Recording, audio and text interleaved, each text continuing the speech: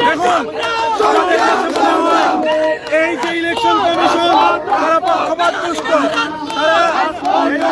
তারা সরকার যেরকম নিরপেক্ষ তারা সেরকম নিরপেক্ষ আচরণ করছে না, যার ফলে আজকে এই জটিলতা সৃষ্টি হয়েছে। সাধারণ মানুষ তারা দুর্ভোগের শিকার হচ্ছে। আমরা সেই জায়গা থেকে সমাজ এনসিপির নেতৃত্বে আজকে ইসি সংস্কারের দাবিতে আমরা এখানে দাঁড়িয়েছি। ধন্যবাদ। মাহিম ভাই, ইশরাককে মেয়র ঘোষণার পরে কি আপনাদেরকে মনে হয়েছে যে নির্বাচন কমিশন পক্ষপাতদুষ্ট? মেয়র ঘোষণার না, আমরা দীর্ঘদিন হলো এই আলোচনা দিয়ে আসছি। ইলেকশন কমিশন তার দায়িত্ব যথাযথভাবে পালন করত, তাহলে এই পরিস্থিতি হতো না। সেজন্য আমাদের কেন আস্থাহীন? কেন আপনারা কেন আস্থাহীন? কারণ ইশরাক তিনি তার জায়গা থেকে আবেদন করেছেন, কিন্তু রাষ্ট্রপক্ষের হয়ে আমাদের এই ইসি তারা কিন্তু কোনো আপিল করেনি, এবং যার ফলে আজকে এই জটিলতা সৃষ্টি হয়েছে। এবং ইলেকশন কমিশনের কাছে বারবার আমরা দাবি করছিলাম সেই শুরু থেকে যেন স্থানীয় সরকার নির্বাচন দেওয়া হয়, কারণ এই কারণে কিন্তু স্থানীয় পর্যায়ের লোকজন তারা ভোগান্তির শিকার হচ্ছে। আপনাদের দাবিগুলো কি কি একটু বলেন। আমরা আমাদের ব্যানারের সাথে লেখা আছে আমাদের দাবিগুলো কি কি।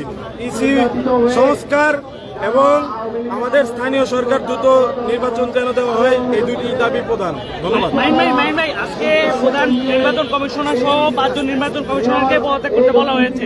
আপনাদের এই সমাবেশ থেকে দাবি উঠেছে এই নির্বাচন কমিশনার তো আপনাদের এই সরকার গঠন হওয়ার পরেই দেয়া, তাহলে তাদের পদত্যাগের দাবি কেন উঠছে? তাদের আচরণ মোটেই নিরপেক্ষ নয়।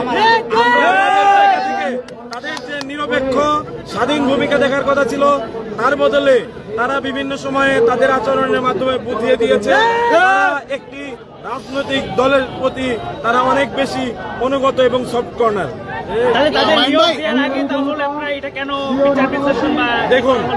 দেখুন এখানে এই সরকার গঠনে সকল রাজনৈতিক দল মত তারা তাদের কিন্তু অভিমত জানিয়েছে। এখানে একজন বা দুইজনের কথাই কিন্তু এই সরকার গঠিত হয়নি। এখানে নিরপেক্ষ সরকার গঠিত হয়েছে বটে, কিন্তু নিরপেক্ষ সরকারের বিভিন্ন রাজনৈতিক দলের মতামত নিয়ে কিন্তু এই সরকার গঠিত হয়েছে। তো একটা অংশ যদি কোনো রাজনৈতিক দলের কথা শুনে, এটা আমাদের কাছে মোটেই আশ্চর্যের নয়। তবে এই সরকার যেরকম নিরপেক্ষভাবে কাজ করে যাচ্ছে, আমরা ভেবেছিলাম ইলেকশন কমিশন তারা একটি সাংবিধানিক প্রতিষ্ঠান হিসেবে তারা নিরপেক্ষভাবে কাজ করে যাবে, কিন্তু দুঃখিত আমরা তাদের কাছ থেকে। আপনারা বলছেন যে আপনাদের আন্দোলন চলবে, আপনি কি নির্বাচন কমিশনকে কোনো আলটিমেটাম দেবেন কিনা?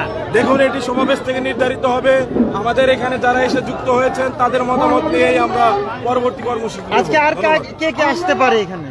আজকে আপাতত আমি এসেছি, সেন্ট্রালের অনেক আমাদের নেতৃবৃন্দ এবং মহানগরের উদ্যোগে যেহেতু হচ্ছে, মহানগরের বিভিন্ন পর্যায়ের নেতৃবৃন্দ আসবেন, নাম ধরে বলা সম্ভব নয়।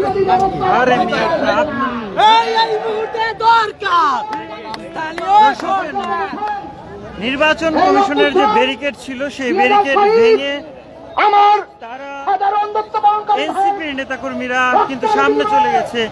আমরা বেলা 11টা থেকে এনসিপির নেতাকর্মীদেরকে এই ব্যারিকেডের সামনেই অবস্থান নিতে দেখেছিলাম, এবং তারা সামনের যে জায়গাটি রয়েছে অর্থাৎ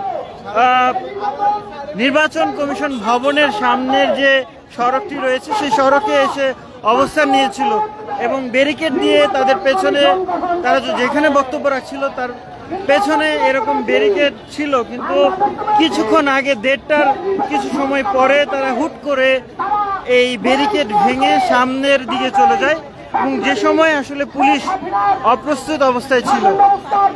অপ্রস্তুত অবস্থায় তীব্র গরমে যখন পাশে বসেছিল পুলিশ, ঠিক সেই সময় তারা হুট করে সুযোগ বুঝে ঠিক নির্বাচন কমিশনের কার্যালয়ের প্রধান ফটকে এসে জড়ো হন, সেখানে তারা অবস্থান নেন। এখন আমরা দেখতে পাচ্ছি আমাদের দাবি স্পষ্ট, আমাদের কথা স্পষ্ট, কোন ছলচাতুরি, কোন চুদুর বুদুর দিয়ে বাংলাদেশ আর চলবে না। সংগ্রামী বন্ধুগণ, এই জুলাই অভ্যুত্থান পরবর্তীকালে এই অন্তর্বর্তীকালীন সরকার গঠন হওয়ার পরে স্থানীয় সরকারগুলো তারা বাতিল ঘোষণা করে।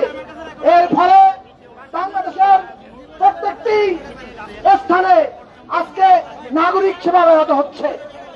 আমরা চাই এই অন্তর্বর্তীকালীন সরকার তারা স্থানীয় নির্বাচন করার মধ্য দিয়ে এদেশের মানুষের যে নাগরিক সেবা পাওয়ার অধিকার, সেই নাগরিক সেবা পাওয়ার অধিকারকে তারা নিশ্চিত করবে। অতএব অনতিবিলম্বে স্থানীয় সরকার নির্বাচন দিতে হবে। আজকে আমরা দেখছি যে 3টা অবৈধ নির্বাচন ছিল, সেই নির্বাচন তো আদালত দ্বারা বাতিল ঘোষণা করা হয়েছে, কিন্তু কিছু লোক তাদের ক্ষমতা অপব্যবহার করতে যাচ্ছে। তা জুলাই অভ্যুত্থানকারী যোদ্ধারা তা কখনো মেনে নেবে না। এই মুহূর্তে দরকার এই নির্বাচন কমিশন পুনর্গঠন এবং স্থায়ী সরকার নির্বাচন। এই আমাদের এই দাবি রক্ষায় আমরা রাজপথে আছি এবং আমাদের দাবি আদায় না পর্যন্ত আমাদের লড়াই চলবে। সবাইকে বিপ্লবী সালাম।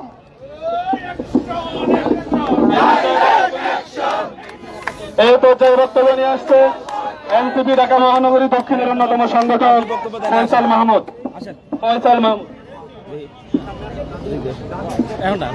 এই মুহূর্তে দরকার স্থানীয় সরকার, এই মুহূর্তে দরকার, এই মুহূর্তে দরকার, এই মুহূর্তে দরকার দালালি কমিশন মানি না, মানব না।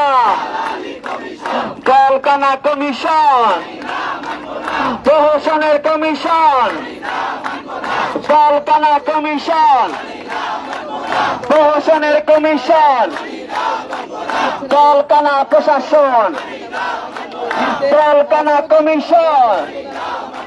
এই মুহূর্তে দরকার স্থানীয় সরকার নির্বাচন দিতে হবে। স্থানীয় সরকার নির্বাচন, স্থানীয় সরকার নির্বাচন, স্থানীয় সরকার নির্বাচন, স্থানীয় সরকার নির্বাচন, স্থানীয় সরকার নির্বাচন। বিসমিল্লাহির রহমানির রহিম। আজ আমরা স্থানীয় সরকার নির্বাচনের জন্য আজকে আমাদের রাজপথে নামতে হয়েছে। একটা বিপ্লবের পরে সংস্কারের মাধ্যমে ডাক দিয়ে আমরা যে নতুন স্বপ্ন দেখেছিলাম, সেই স্বপ্ন সেই অন্তর্বর্তীকালীন সরকার ইতির মাধ্যমে তার কপাল রচনা করেছে। ৭৫-এর আগে বাকশালের মাধ্যমে যে ইতি পুনর্গঠন হতে পারেনি, আওয়ামী সরকার এবং হাসিনা সেই ইতি গঠন করেছে। একটা অভ্যুত্থানের পরও কেন এই নীতি এখনো চলমান থাকবে, আমরা সেটা প্রশ্ন রাখতে চাই। আমরা অন্তর্বর্তীকালীন সরকারকে সংস্কারের মাধ্যমে নীতি পুনর্গঠিত করে আমরা স্থানীয় সরকারের নির্বাচন আশা করছি। গ্রাম পর্যায়ে, ইউনিয়ন পর্যায়ে, উপজেলা পর্যায়ে নাগরিকের বর্তমান যে সুবিধা এবং নাগরিক সুবিধা রয়েছে সেগুলো ব্যাহত হচ্ছে। স্থানীয় লোকজন এবং নাগরিক আওয়ামী ফ্যাসিস্ট দ্বারা ভোটে নির্বাচিত তাদেরকে এখনো কেন সেই ইউনিয়ন পরিষদের চেয়ারম্যান এবং মেম্বার হিসেবে তাদের নাগরিক সুবিধাগুলোতে সিগনেচার করার অধিকার থাকবে? আমরা অন্তর্বর্তীকালীন সরকারকে জানাতে চাই, দ্রুত নীতি পুনর্গঠনের মাধ্যমে আপনারা সংস্কার করে স্থানীয় সরকার নির্বাচন আপনার সামনে নিয়ে আসবেন। আমরা কোন ফ্যাসিস্ট কাঠামোর মাধ্যমে সংসদীয় নির্বাচন চাই না। আপনাদের কাছে পরীক্ষা রাখা হবে, আপনারা স্থানীয় নির্বাচনে যদি নিজেদের গ্রহণযোগ্যতা দেখাতে পারেন, যদি আপনারা বুঝাতে পারেন যে হ্যাঁ আপনারা একজন অন্তর্বর্তীকালীন সরকার একটি সুষ্ঠু এবং অবাধ নির্বাচন আপনার সামনে নিয়ে আসবেন, তাহলেই আমরা আপনাদেরকে সংসদীয় নির্বাচন করার সুযোগ দিব। আমাদের এই আন্দোলন রাজপথে চলমান থাকবে। For more updates, follow us on Facebook, subscribe our YouTube channel, get the latest update on www.daily-sun.com.